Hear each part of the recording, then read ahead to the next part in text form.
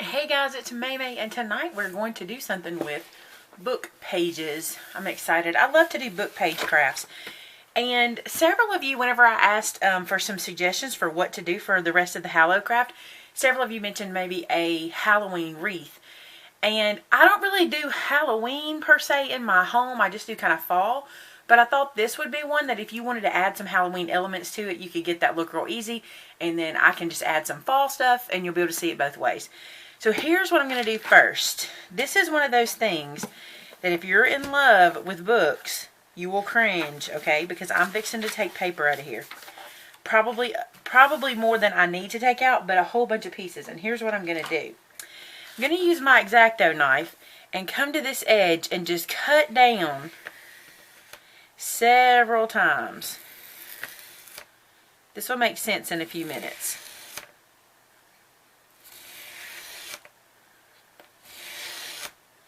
If you cut too many, it's not a problem. You can always use them for another project.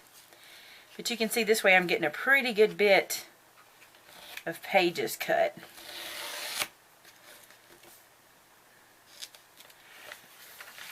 And I know I will need more than this, because this is not going to get us as far. But you can see by this, I still have a stack that are kind of the same. So I'm going to keep doing some more, because I know I'm going to need more than that. I'm sure I'll need more, but I'm going to stop there for now. Now, the reason I wanted to be able to have my pages like this is because this particular book I have does not have very pretty edges. I don't know if you can see that, but they kind of have the blue dots, and I don't love those. So I want to ink those edges. So I'm going to take my vintage photo and an ink blending tool. And I'm going to turn this sideways. And I'm going to ink it really heavy.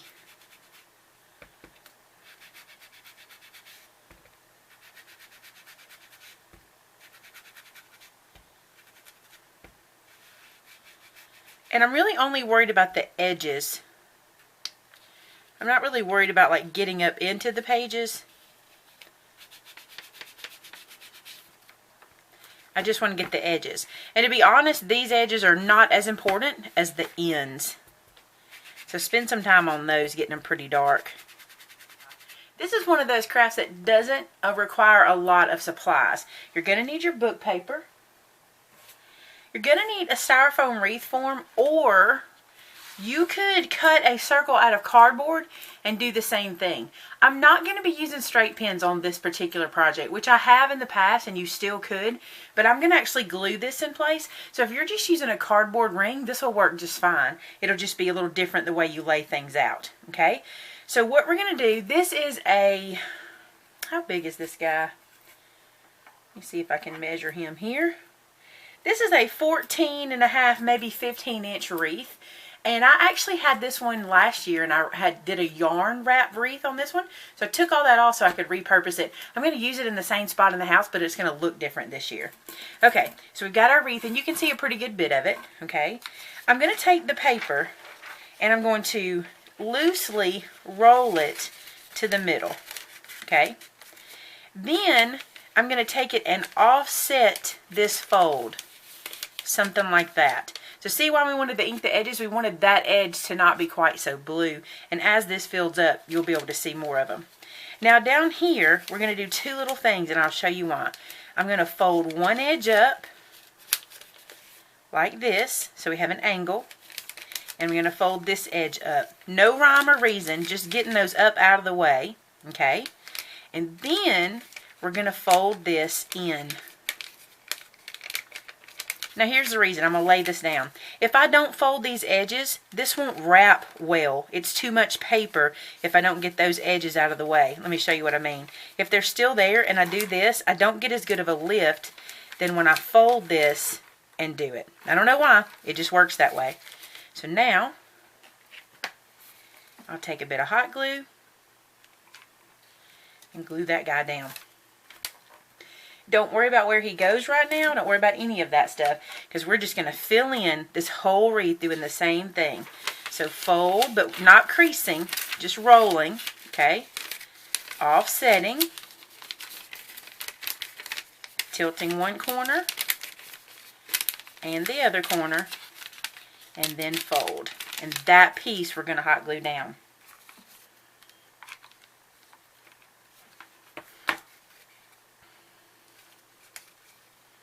Just going to put it right next to that one and hot glue it.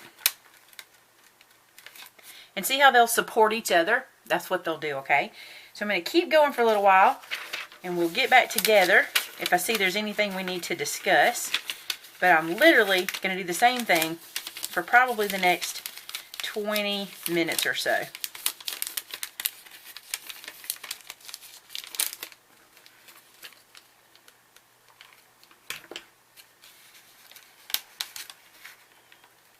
Now while I'm doing this, I do find that it looks better if you'll place one and then slightly offset as you go. I think it looks better. So you can see I've kind of got this one over here, and then this one is sort of over here. I think the offset is a good idea. Now before I go any further, because you can see that this is starting to look really good, but I only have them attached kind of to the top, I'm going to go ahead and lay some in the side so you can see how to fill in this section. It's the same motion.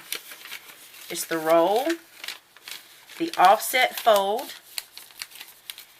the little corner up, little corner out of the way, and then you'll fold that up to give you that flat point. That's where your glue goes. Put our glue down. And then I'm just going to come to the side. Matter of fact, I'll pick it up and I'm going to just stick that one in place to the side. And they will push into each other and they will fill in, and then when you lay it down, your wreath will be filled all the way around. So that's how I'm going to keep going.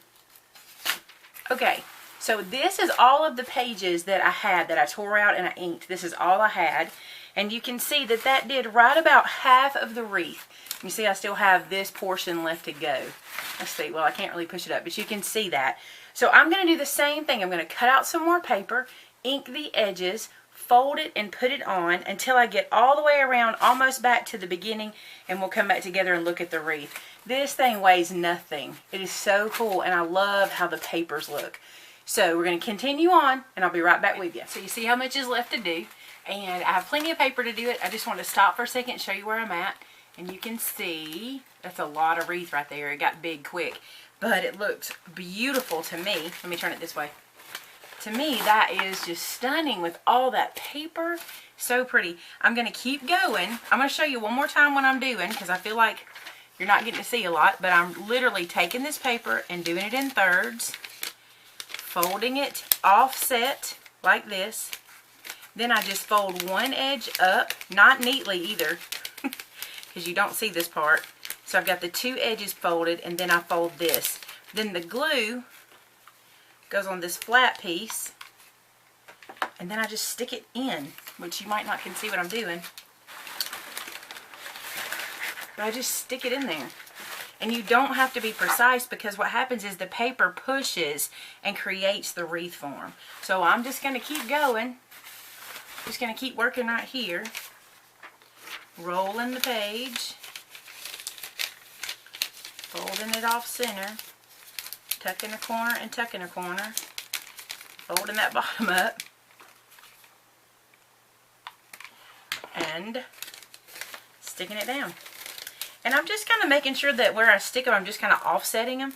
And like I said, they fill themselves in, so it's not a big deal. So I'm just going to do the rest of this section, and then we will get back together when I'm finished. So here it is, guys, all finished. Do you see how thick and full and gorgeous this thing is? I love it. Now, I didn't put any decorations on it because I told you I don't do the Halloween thing so much.